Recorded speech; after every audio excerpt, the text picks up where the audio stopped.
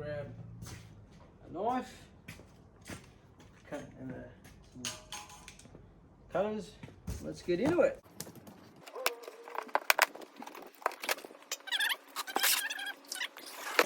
And if we lift it up here, there's a QR code there, which I'm assuming might be the instructions, could be the warranty, but let's see the size of this thing. It's supposed to be 70 litres, the actual drum they can take. And to tell you the truth, I was expecting the box to be a bit bigger.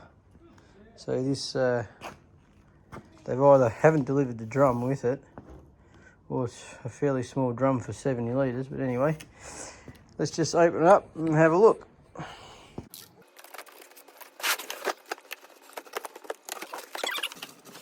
Tell you what, it's pretty poorly packed. Have a look at this. Have a look at that schmozzle in there. Broken bits of foam. It's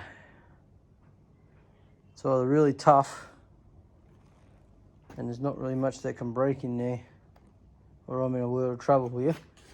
But time will tell. We'll get it unpacked.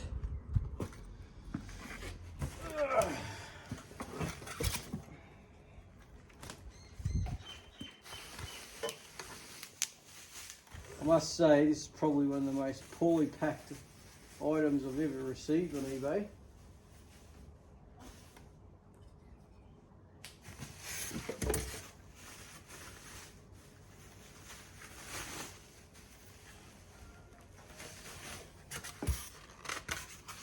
I mean, what was that supposed to be? You know? Oh well, we got a owner's manual. That's something.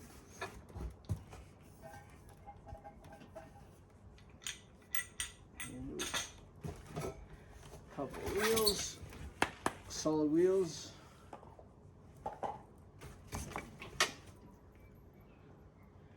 Okay, we'll figure out what that is.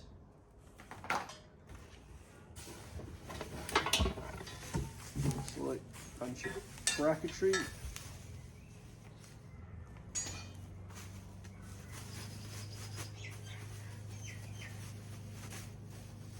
Some pretty light bracketry with some pretty poor welding on it. I don't know if that was intentional, but it's not even flat the way it's welded to it.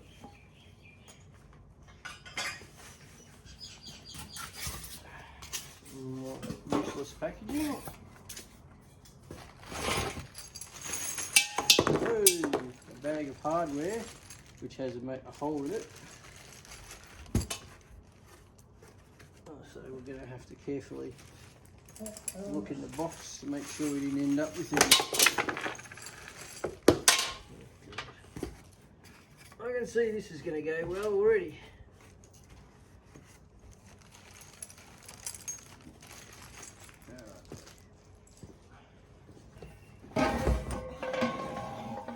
Well, that drum's quite light.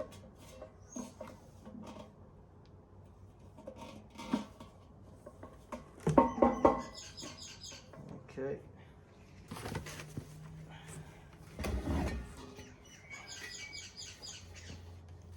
And an alpha drum. I'm guessing that's the motor. Man, that's light for a motor. And some more bracketry. Now I just want to check this box so I didn't lose any hardware in there before I start it. Doesn't look like it. It's in here.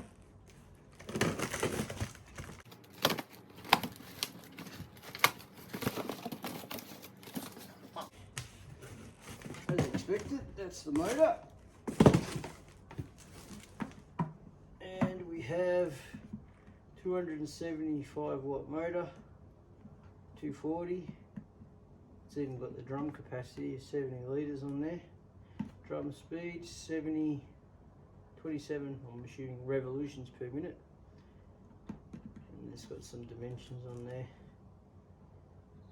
And some do's and don'ts. Alright, well, before we go put this all together and realising that doesn't work, let's just see if the motor works. Well, we've got light, and we have rotation. It works. Okay, I'm back. It was a couple of seconds for you, but it was a few days for me. I've talked to the supplier. We've gone back and forth, and worked out what's happened. Turns out they've updated this particular model of mixer, and it no longer has a sort of circular tipping handle. This is the handle for it now. I hope it's going to have enough leverage, but we'll see. The other part about the hardware, like for the nuts and bolts that I wasn't sure of, they've sent me the new instructions to suit this model, and hardware all matches up now. I was missing the original one had bolts to hold the wheels on. This one has split pins. So there they are there, split pins. Another one on that side. Okay. And the only other thing I had a problem with was this end was squashed in on his side and that side. I've bent them back out, but they are sending me a new part anyway, because I thought that when I bent that open that the paint might crack and then it would rust. So they've sent me out, they're sending me out a new one, but I'm going to assemble it with this part. Hopefully I've straightened it enough that it all lines up. Okay, so first on the instructions, it basically wants this part,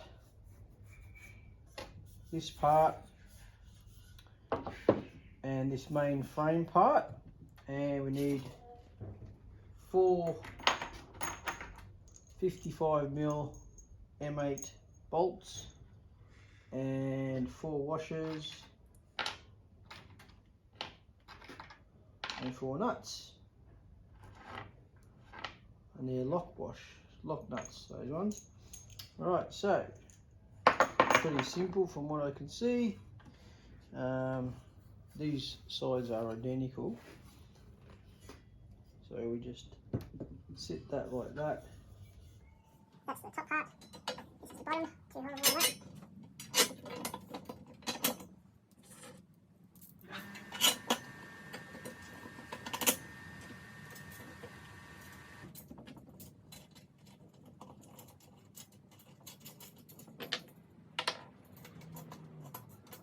Put the nuts on.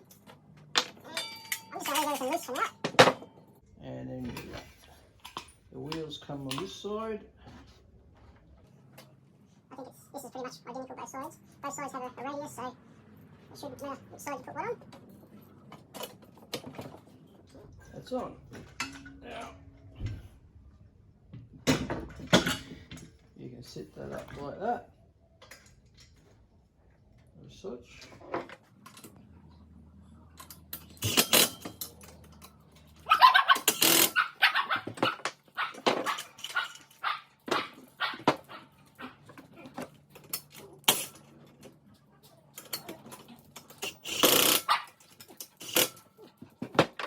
There we go, first step out of the way. Now, according to this, we mount the drum, the bottom section of the drum in there. So I'm going to put this on the floor now.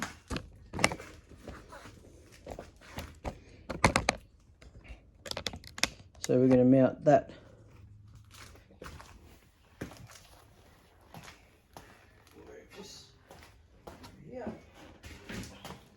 This is the bottom section.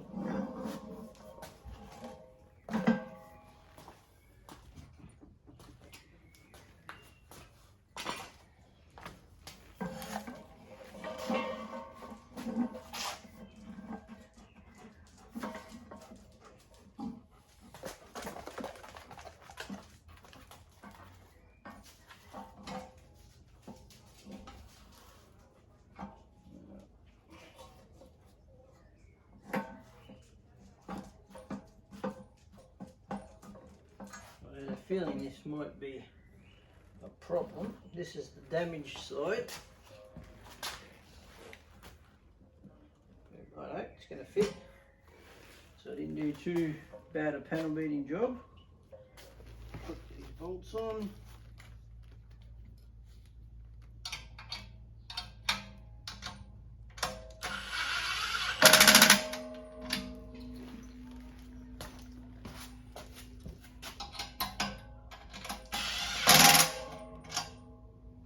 Okay, next part involves the top part of the drum. Okay, the next job is to fit this rubber seal to here.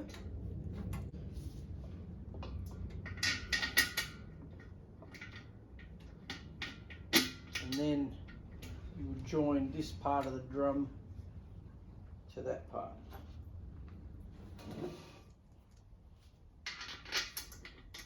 That's the last one. Poke that through.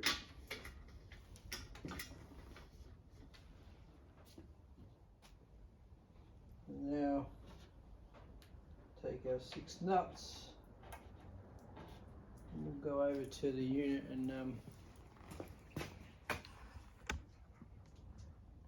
fit the drum on top of it. Okay, now we'll fit the top part of the drum to the bottom part, and there's a little arrow marked on both halves to indicate the alignment. I'm not sure why that is as yet, but that's what the instructions are calling for, so that's what I'll do. And tighten them down.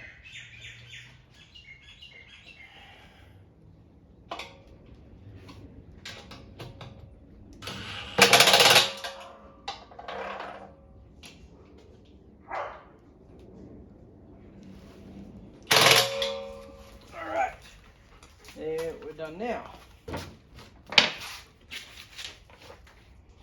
Alright, so next part to be fitted are these, and these are what you would call would be the agitators, so that you have something in there to actually break up the material as you're mixing it, so that it doesn't form lumps and doesn't actually mix the ingredients, so to speak, so it mixes it up properly. And these are fitted with just 4 bolts and angled to match that angle.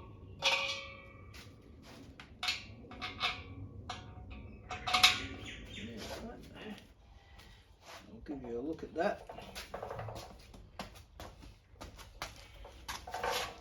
Hopefully you can see that in there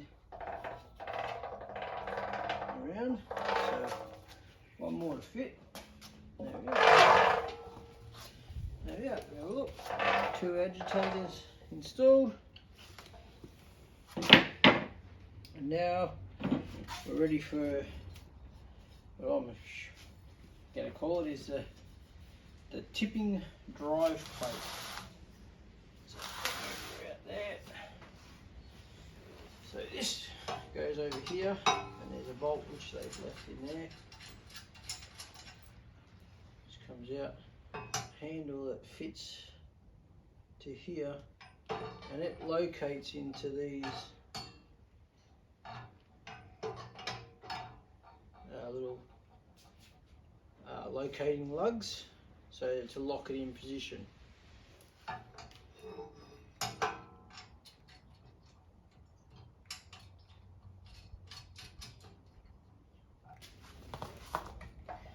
Bring it up to here. So now when I pull against that, my knee is stopping the drum, so it stops that shaft from rotating, and while it's there I can get that onto there like that. and then rotate the whole assembly till it locks in. And now it's locked in, and the bolt is just sitting inside there. So as I screw the bolt in now, so we'll use the ratchet and just doing up the thread, it'll walk its way through. It could help if you put a little bit of downward pressure on it. It might pop through, but I dare say with all the pressure on it, you'd be better off just sort of ratcheting it. And see it coming through right there now.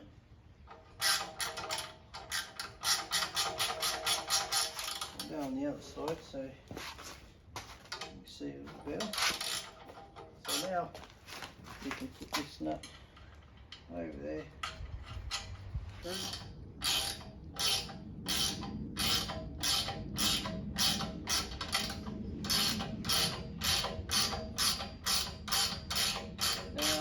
Taking up pressure now, so you need to be able to pull that out so that you can tip it and engage it wherever you want,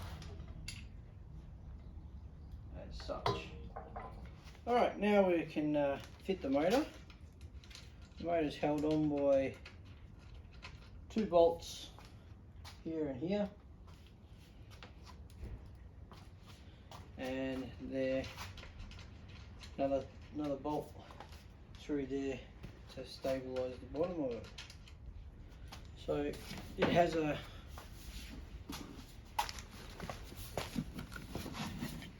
drive which is a round and one flat side on it to drive, and the shaft is matched obviously, so you have to line that up on the shaft and then locate it on there.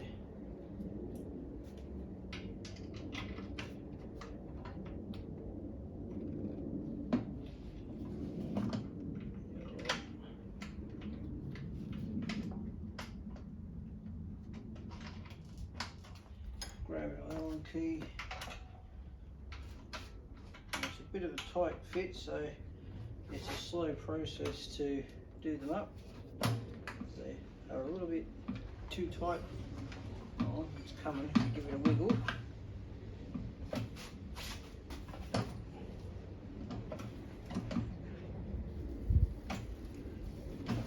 Looks like it's going to be easier if I just do the slow process of quarter turn, or half turn at a time. Sometimes there's no option but the slow option. That's the right way.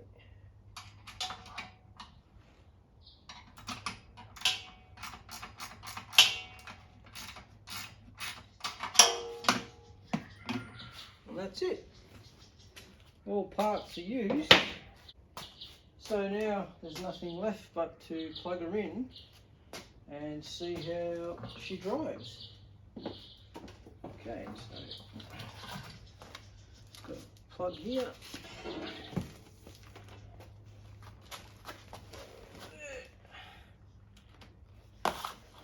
Okay.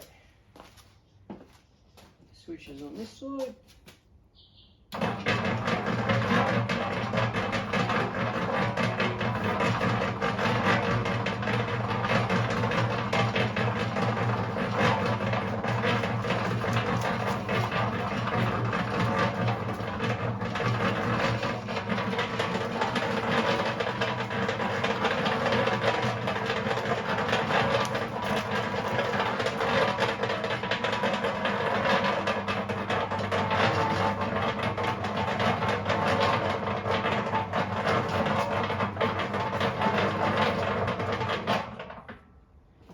There you go, all working.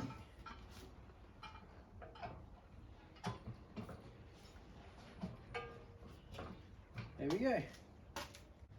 I dare say you wouldn't be able to mix straight up like that.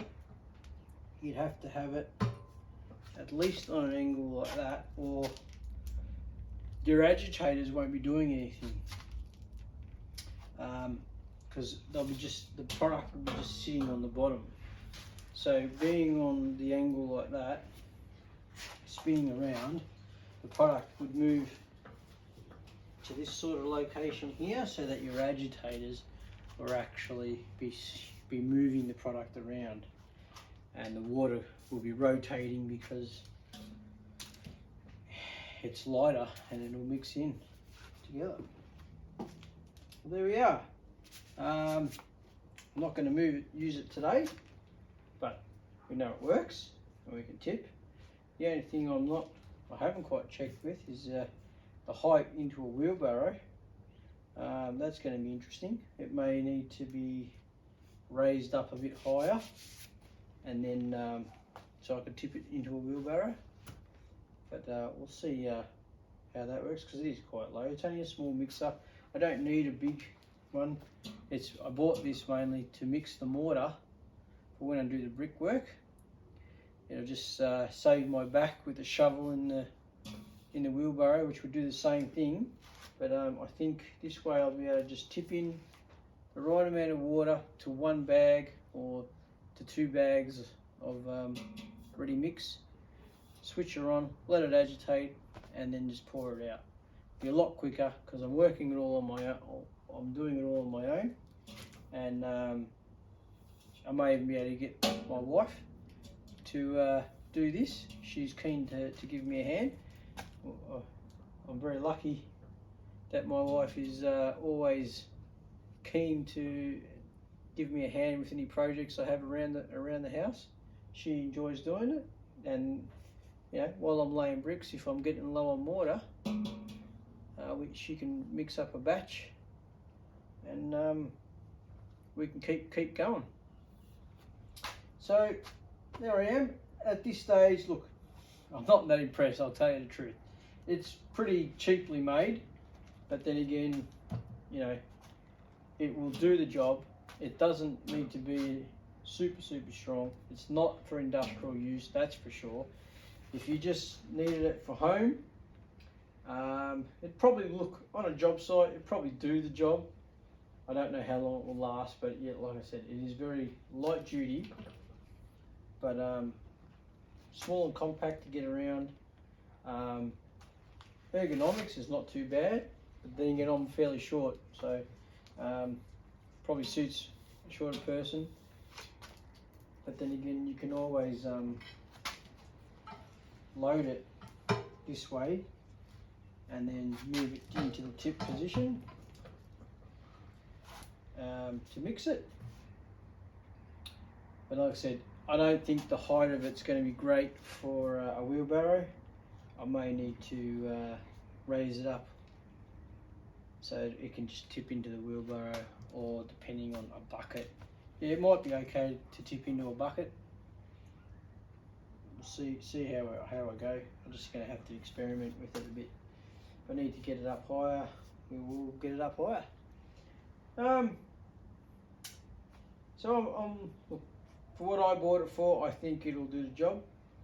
If you were looking at something that you were going to use a lot, this is not it. I'd go for something a little bit more robust, but for just a little mixing mortar, I bought this to mix the mortar for the bricks on the windows that I'm going to make smaller. And I've also got a paving path, which all my headers for the pavers I mortar in, so that the rest of the bricks don't move around. It just keeps it all tight once it's all finished. So I have a decent path to go from my house to the small shed that I've made, and so this will be utilised for that as well. I'll leave it there, guys. You'll see this come out once I start on the windows. You'll see us using it, and we'll give you our thoughts on how it's performing then. But I think it'll do the job. It's going to be a lot easier than doing it with a shovel, that's for sure. So I'll leave you there. Thanks for watching. Please like and subscribe, and we'll catch you on the next one. Cheers.